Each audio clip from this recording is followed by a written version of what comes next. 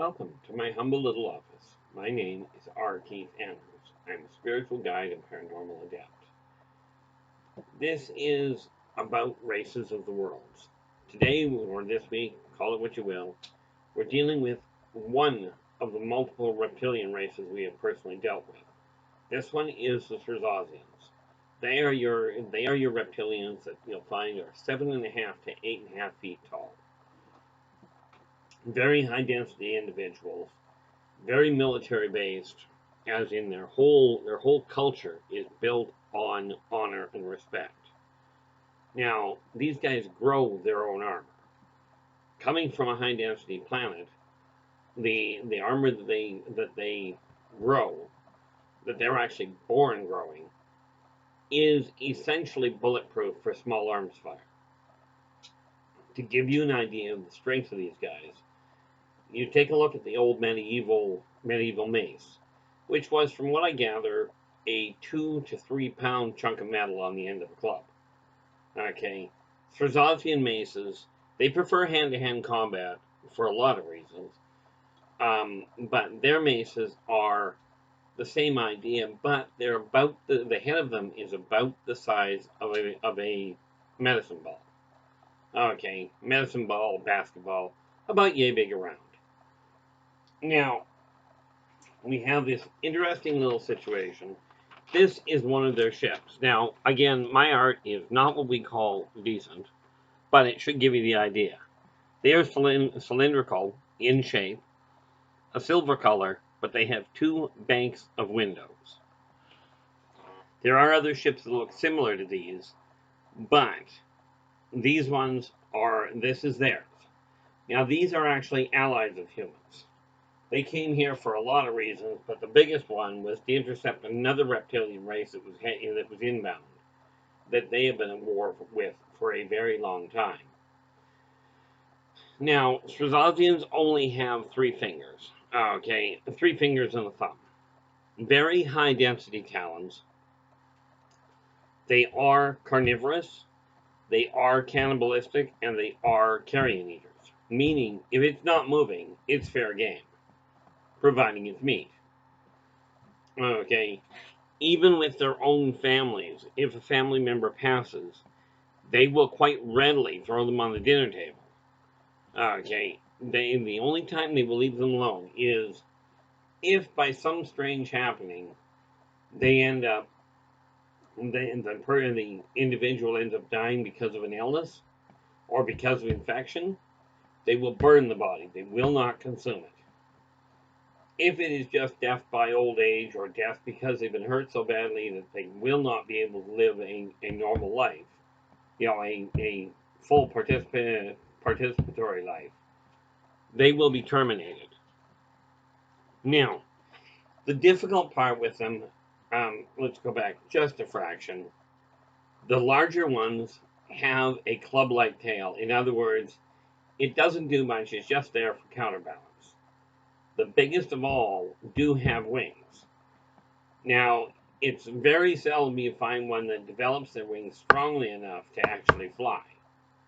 Of course, the reality is, on Earth, because their gravity is so much lower than it is on their home world, you end up with them being able to fly, and periodically it is possible you may have seen them.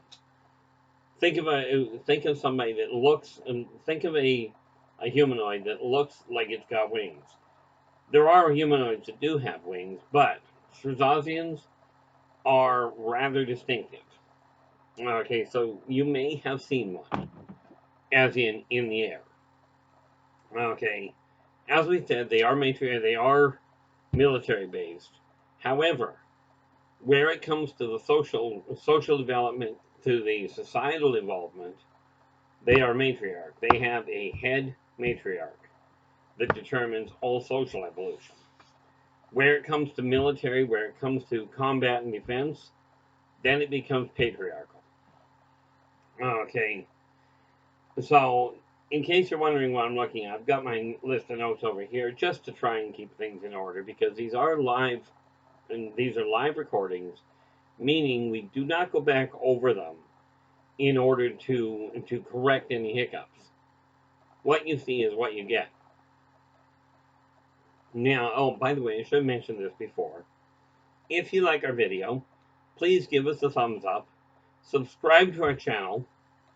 Okay, so that you can get the rest of the videos as they come up, because it's not just this one topic. There's a lot of different topics that we're now getting into. So when we go, let's go to when they're born. They are all put into one hatchery. So Ssrraazzaassiians do not actually know who their parents are. Okay, they simply, the eggs are put in one hatchery, and they are left there. Now there are younger ones that will move about, and they will turn the eggs over, making certain that nothing settles wrong. The moment the eggs start to hatch, the little guys, or the hatchlings, start calling for help. Well, it is natural for them, for the other kids that are already hatched, to help break the eggs open and help get these kids out.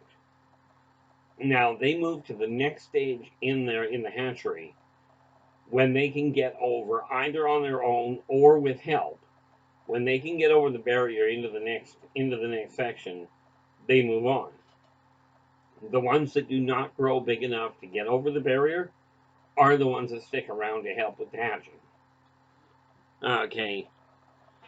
Now, of course, because of their higher senses, they can tell if there's a stillborn in the egg.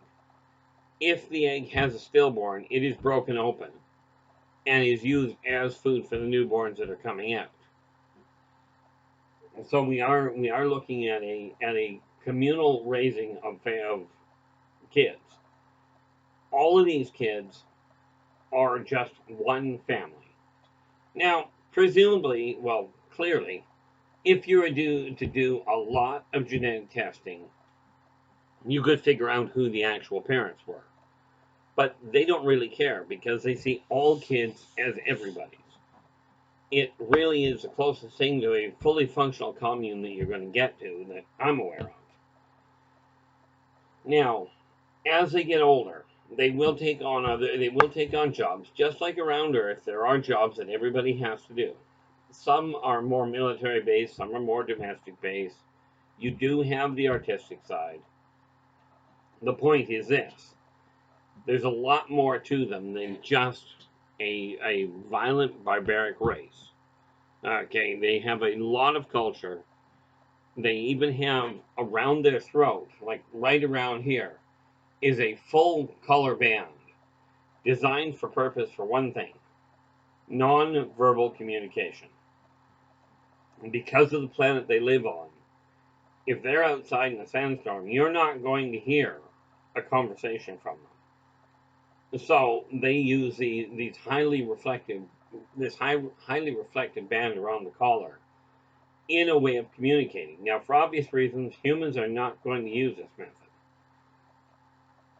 When a Ssrraazzaassiian gets promoted, he gets put up and gets promoted into a situation, right, into whatever position. Now, the thing is, if he does the job well, he gets promoted and carries on. If he doesn't do the job well, then he is demoted and sent back to whatever position he had before, or a similar position.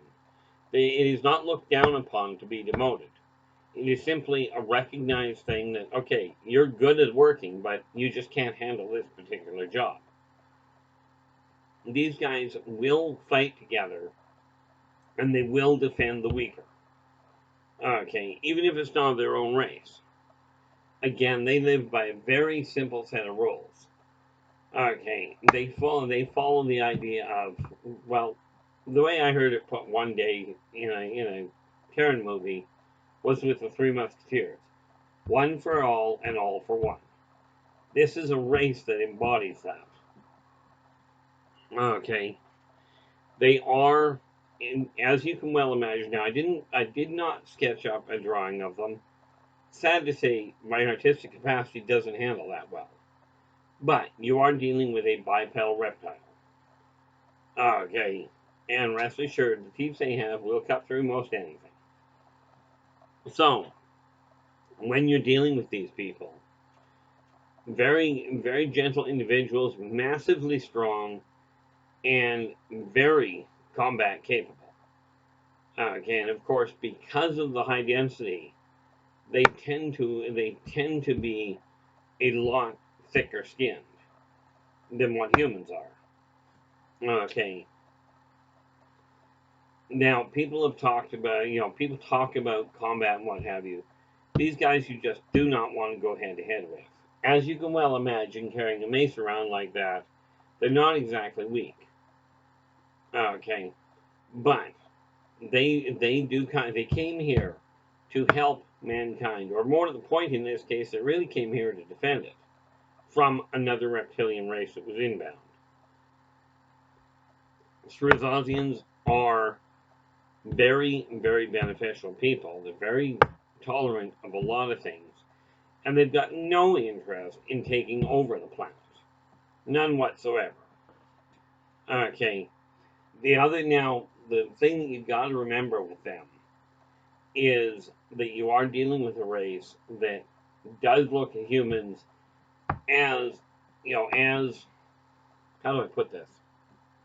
They seem to look at humans as intellectually, you know, intellectually not quite as advanced as they could be, but they look at them as essentially combative little children. Okay, without the bloodshed. So they do have the patience for them, and they literally go through specific training before they deal with humans at all. Because these guys, because of their strength, will literally, they try typing on a standard Terran keyboard, and they will punch holes in the keyboard. Because the ends of their talons are that sharp. It does not take any effort at all. Okay, but they do go through extensive training to try and work with humans without tearing their arm off or breaking their back when they pat them on the shoulder. And yeah, I know, pat on the shoulder. How do you break the back? Well, it's easy. You break the shoulder first. They are non-combative. They will fight if they have to. Okay, or if they feel there is a problem, a requirement to it. But normally they will not, in spite of their combat capacity. They do their best to stay out of an aggressive approach. Okay, now we will get into more. I've got a lot more information on these people. Okay, a whole lot more. But for the moment, let's just take a peek here.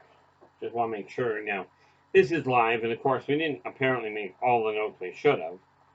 So we're just going to go back to what we have, where we've got other information. Okay. Oh, yes, that was the thing I wanted to make certain of. Okay. Quick little history as to where the Ssrraazzaassiians come from. Go back eons, and there's another reptilian race, the Drakes. What most people call the standard Draconians. They range anywhere from 10 to 12 feet tall on average, right? Color coded the whole 9 yards.